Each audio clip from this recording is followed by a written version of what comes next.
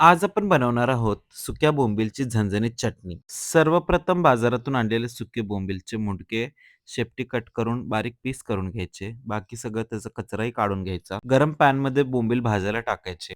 तोपर्यंत कांदा, टोमॅटो आणि हिरवी कोथिंबीर बारीक प्रकारे चिरून घ्यायची. बोंबील छान प्रकारे लालसर भाजले की त्याला खलबत्त्यामध्ये टाकून थोडेसे चेचून घ्यायचे आणि बाउलमध्ये घेऊन त्याला पाण्यामध्ये भिजवून ठेवायचे.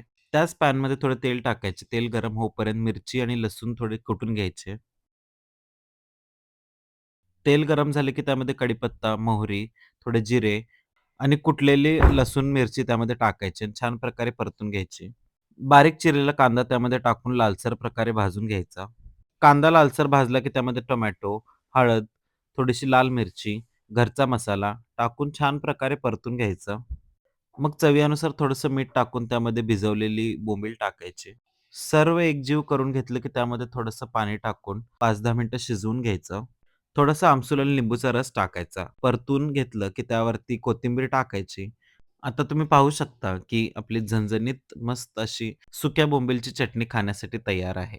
ही रेसिपी कशी वाटली कमेंट करून कळवा. व्हिडिओला लाईक करा, शेअर करा आणि अशाच मसालेदार रेसिपींसाठी फॉलो आणि सबस्क्राईब नक्कीच करा.